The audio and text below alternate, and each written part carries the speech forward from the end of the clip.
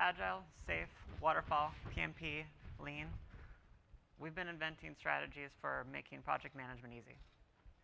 Doesn't matter what method you choose, none of them work without strong relationships between the team.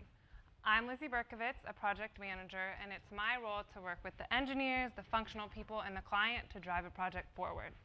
And I'm Elise Walker. I lead this army of engineers to do the real work.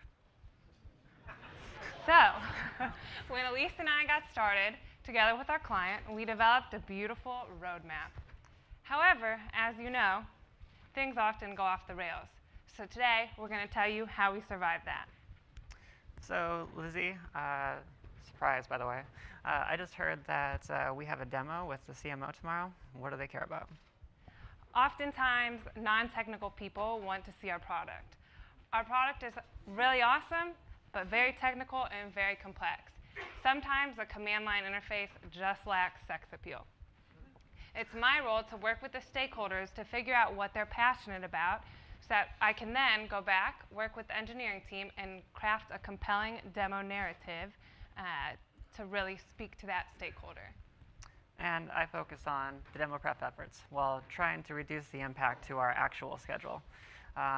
We together craft impact statements to show what the product does and why that's important to that specific individual. So Elise, the client wants to accelerate the schedule by a lot. Can you help me figure out which features we can cut and what we should prioritize? I hate when this happens. Me too. We know, right? It means that I'm going to live in a conference room for the next 2 days.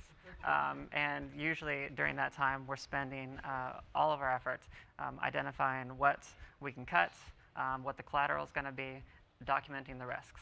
But most importantly, it's my job to stay emotionally neutral. Because if I get upset about it, my team gets upset about it. And it's my role to work with both the engineering team and the customer to determine the technical debt and work to see when we might be able to build this back into the project. So we had this timeline that we were going to make, and we're not going to make it. That feature is going to take the whole sprint. I promised the client that feature would take 1 day of one sprint of one engineer's time. Please help me understand more. So unfortunately, and fortunately, we push best practices, and that's why a lot of our customers come to us. This also means that we're working with new technologies, and oftentimes, when you're using new technology, things that are supposed to work just don't work. So it's my job to explain in plain English why this happened and why it's a good thing that this happened now instead of later.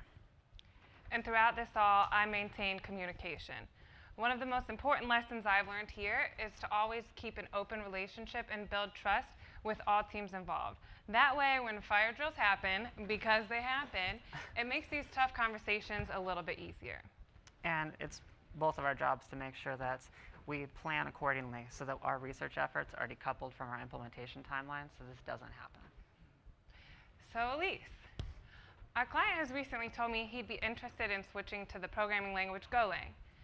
It has its benefits, but I know none of our engineers are that familiar with it. Can we talk through some of the implications?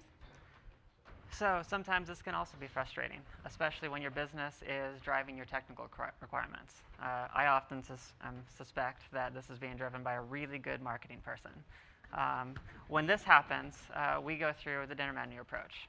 So A, we can refactor everything, and we have n number of risks. We have n number of integration points. Or B, we can pick a simple feature, try out the new technology. If it works, great. We're under less risk when we refactor later. And again, if you're sensing a theme, it's my role to work with everyone to communicate, figure out the why, and work on schedule moving forward. If you can see, Elise and I have been through the trenches together. Here are a quick summary of some of our tips to move a project forward. So as functional staff, have compassion for how your engineers work.